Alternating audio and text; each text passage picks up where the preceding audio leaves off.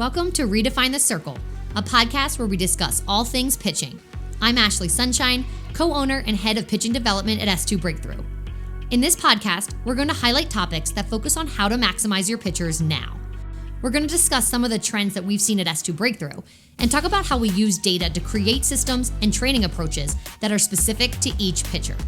It's so important for us to continue to share this information and facilitate discussion within the pitching community so we can keep evolving as coaches and ultimately grow pitching into something it's never been before. Thanks so much for listening, and thanks for joining the quest to redefine the circle. Hi everyone, welcome back to Redefine the Circle. I'm Ashley Sunshine, co-owner and head of pitching development at S2 Breakthrough. Today we're on episode 4 of series 5, where we are going to talk about yet another sort of symptoms versus root case, or something that we see with our eye in video that oftentimes we've really sort of fixated on, created drills to fix without really having the information to understand what is the root cause, what's going on underneath of it. So far in this series, we have covered throwing arm path, why arm path gets the way it looks the way it does, why it gets sent in the direction it does.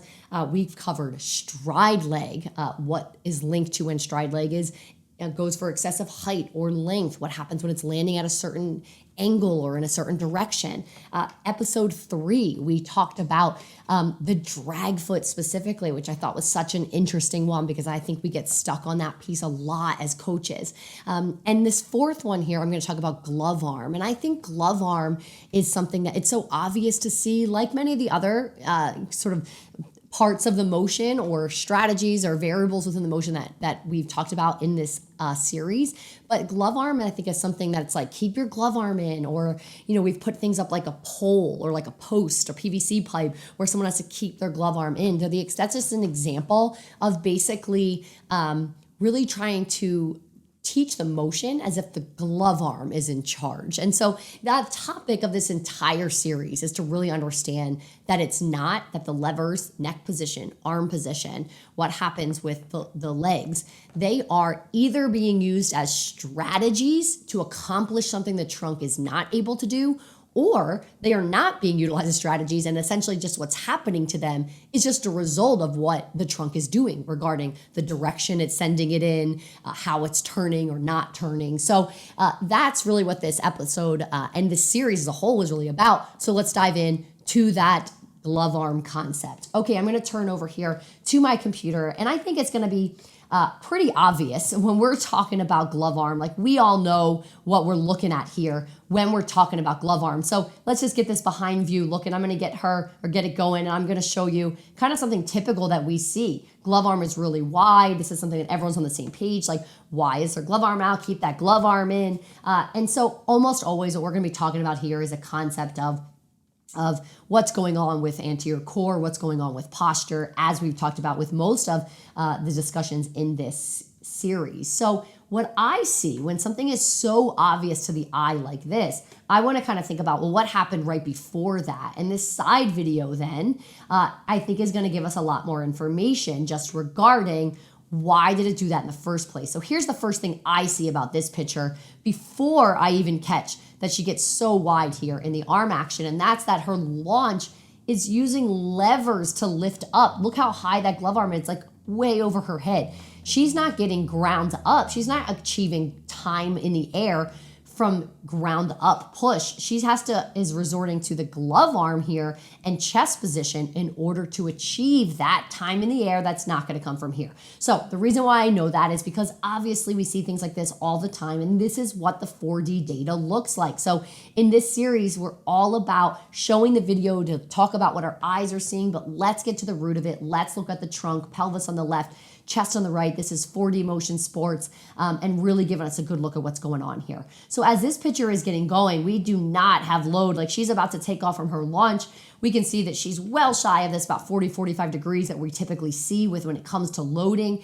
And look at her main strategy. I mean, this is some of the deepest extension that I have seen. You can see it in the avatar. You can certainly see it here in the graph of what the chest is doing as far as trying to lift up. And so because the trunk is doing that in order to buy height in her launch, then her glove arm follows.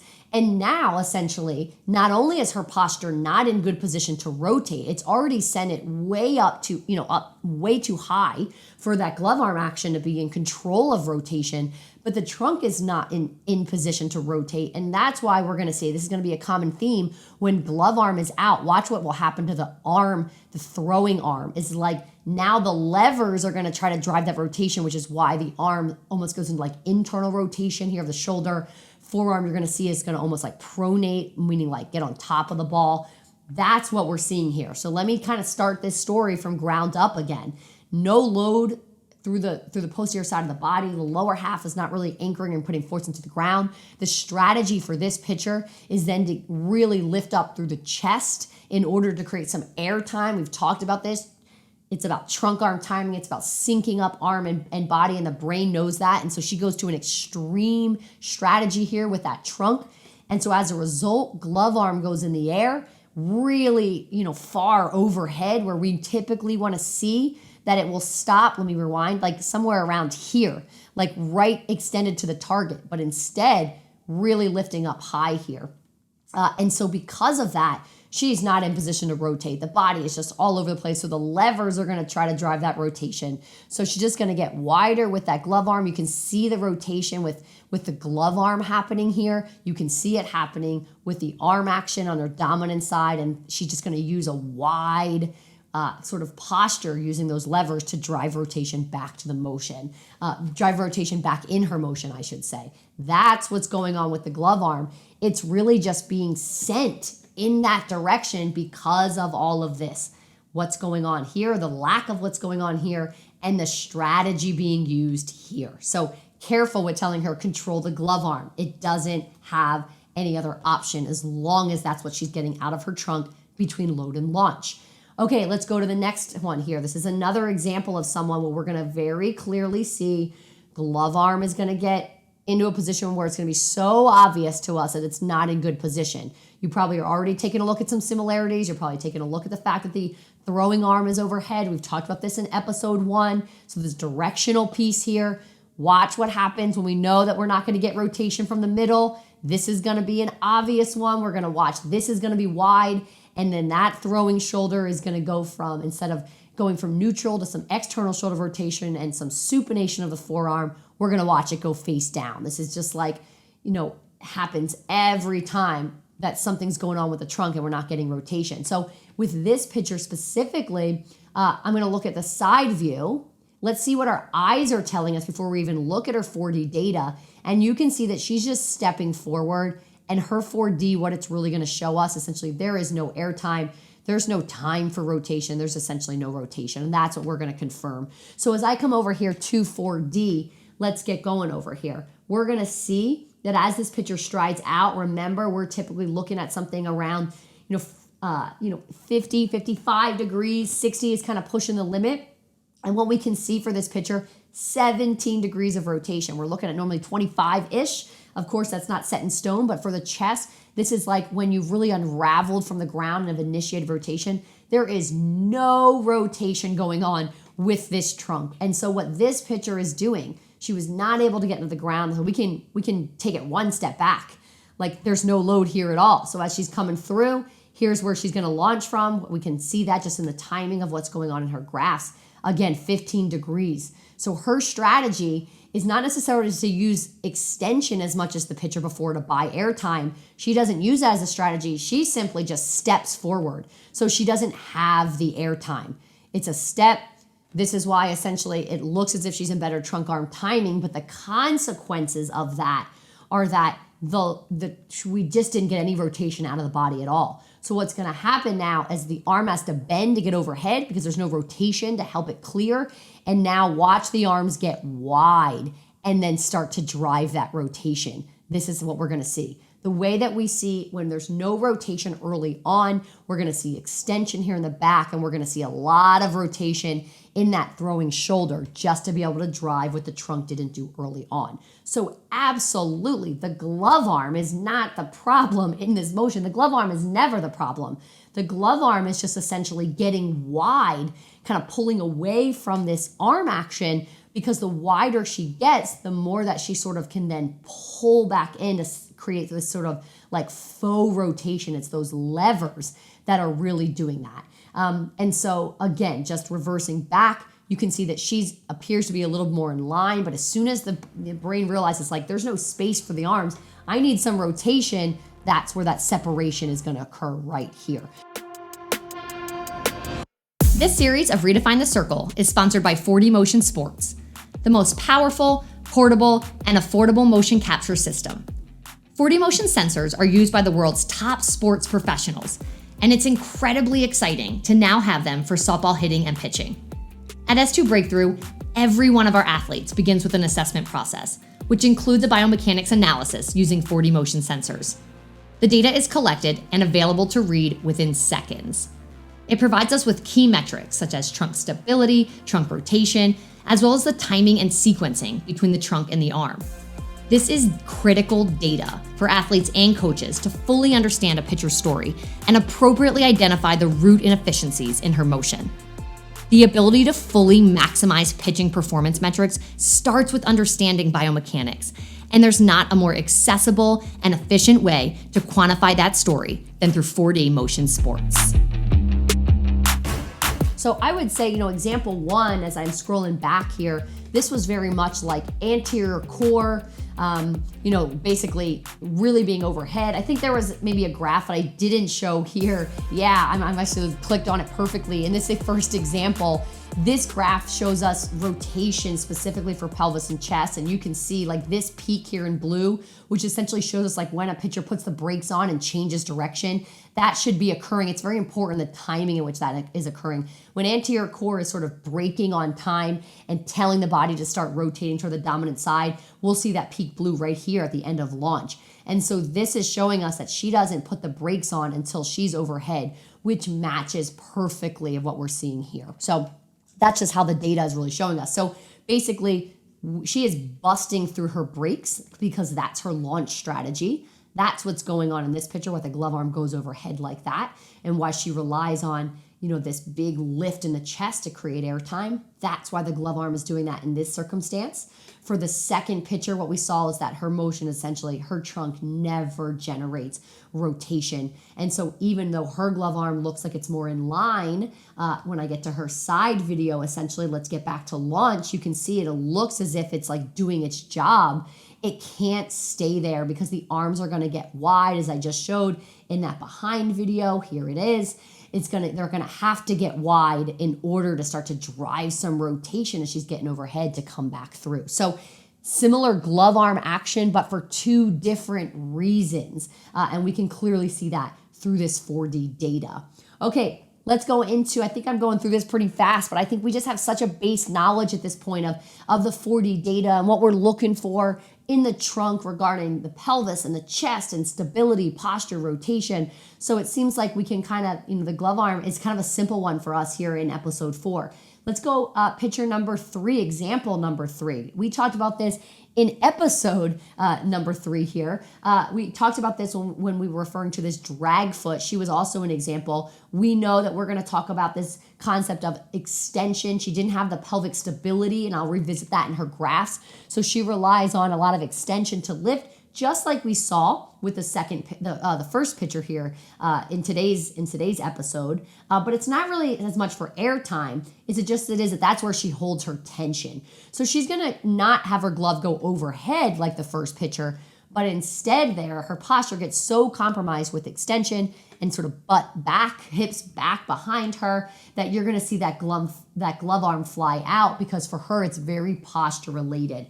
This is a similar kind of a hybrid example between the first picture and the second picture. Let's go ahead and look at this 4D. So a lot of pelvic instability.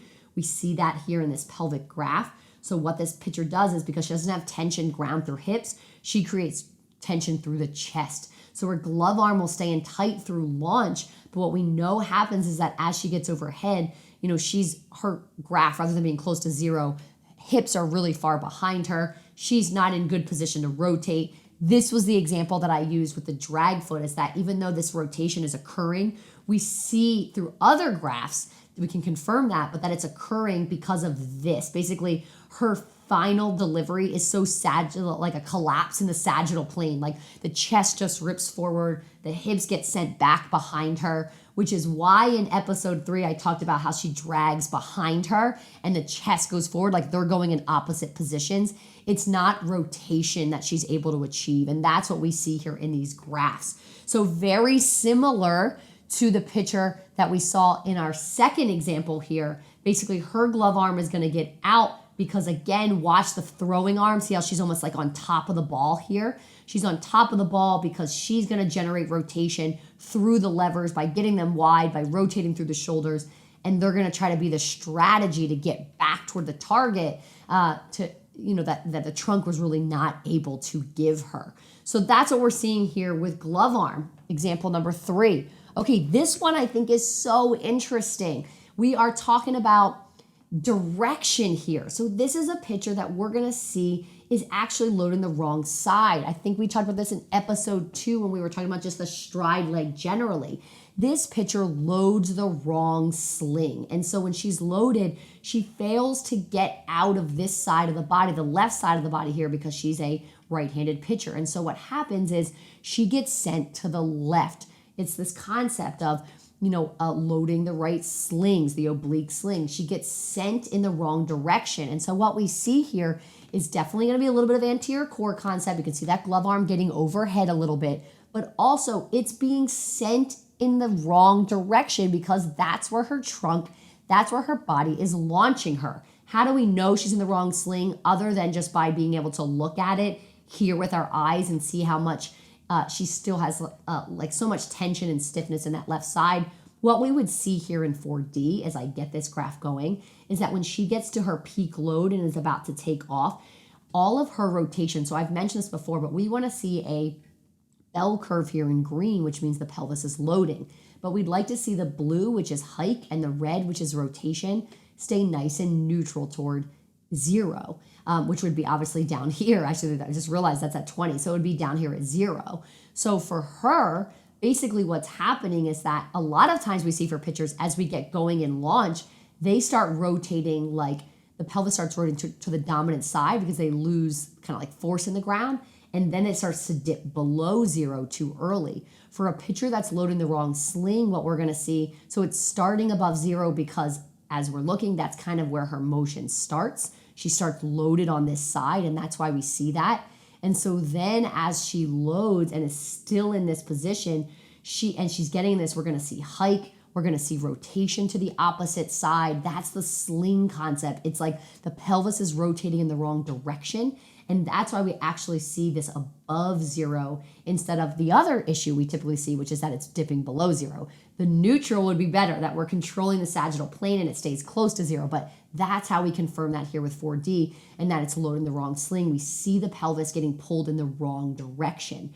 So as she launches then, as she comes through, basically she's going to be over-rotated. We talked about this. She's going to get to her max rotation right at launch. This was something we talked about in episode number 2, but it's still going to look like she is in range of normal rotation or just outside of range, but it's because she started all the way at like positive, let's take this back, positive 40 all the way here. So this is like, a ton, over 90 degrees of rotation. The reason her body has to do that is because as it's being sent to the left, she's going to excessively rotate everything to try to drive it back to the right to get on target here, knowing that the ball has to go forward. So that was a little bit of an aside here, but I want to kind of explain what we're even talking about when we're looking at loading the wrong side of the body and when we're getting sent to the wrong direction. So now watch, let's talk again about this glove arm concept.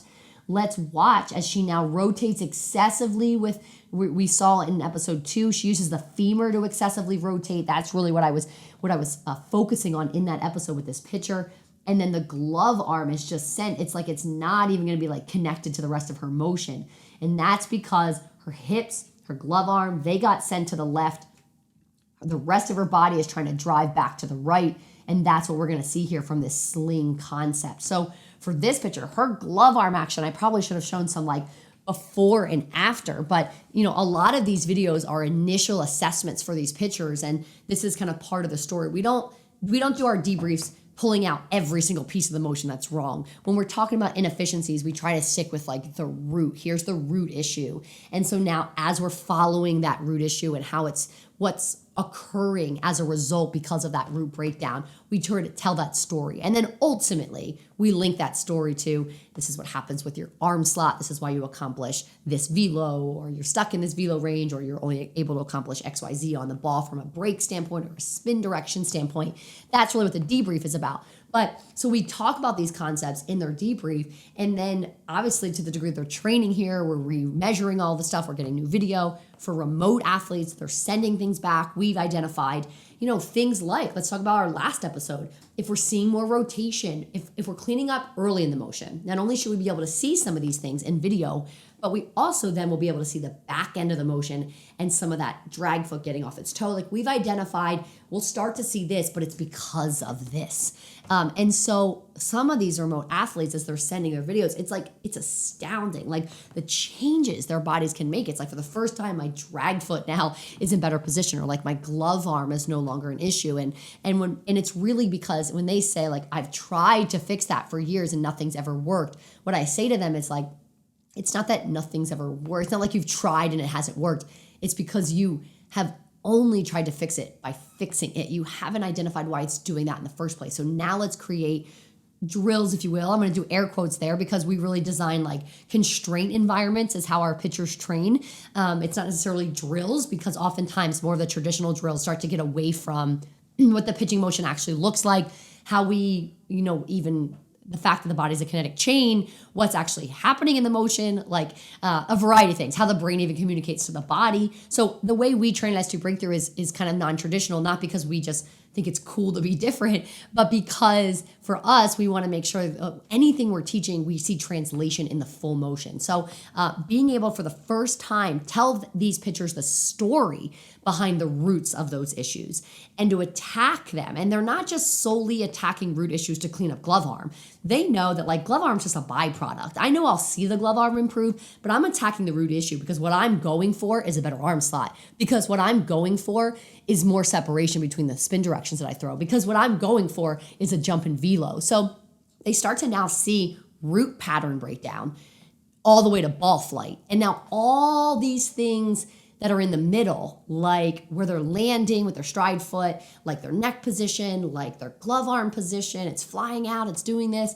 They're now starting to see like, oh, those are all just things that are happening in between. They're all just a result. But the real sort of bookends of this story are these root trunk breakdowns all the way to how it impacts ball flight, how it really keeps pitchers from being able to efficiently transfer energy out of the body to the ball and squashes velo or keeps velo, holds it back, and how that arm slot is affected. Like look at these videos that we just looked at where we're like, because the trunk is not doing this, the arm is driving in this direction, it's rotating in this. All of these things affect the arm slot, and then therefore limit what we can do as far as how we unravel the arm to get on the ball. So this is an episode that I think is pretty short and sweet, and I think it's really tying together everything. The last episode that we're going to cover in this series is going to be episode 5, where we're talking about front side resistance, and I'm really excited about this one because I feel like this is one of those big time buzzwords in pitching, front side resistance, and there's so many drills like where we release and then after the fact we jump back. I want to talk about in next week's episode, like what is front side resistance? What is it? Where does it even come from? To the extent that someone is not achieving it, why?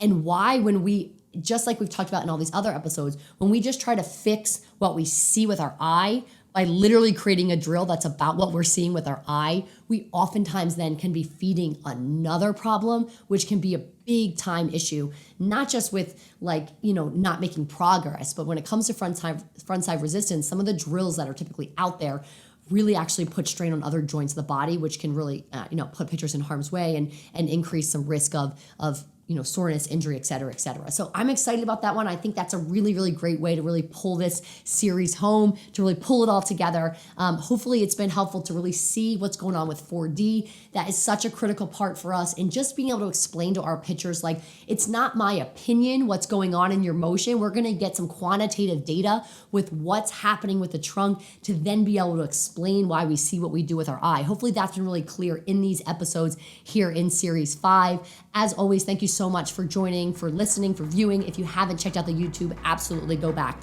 and check out all of these videos, because the visuals, especially in this one, I think I sat on the visuals the majority of this episode. You definitely want to check those out. Keep questing on to redefine the circle, everyone. I appreciate you, and I will see you next week. Thanks, everyone. Thanks for listening to today's episode. I'd love to connect and hear your feedback. You can contact me directly at ashley@s2breakthrough.com. If you're listening, you can leave us a review, or if you're watching, go ahead and leave a comment below. Also, be sure to follow S2 Breakthrough on all of our social media channels and subscribe to Stream S2 to find all things player development. Until next time, quest on.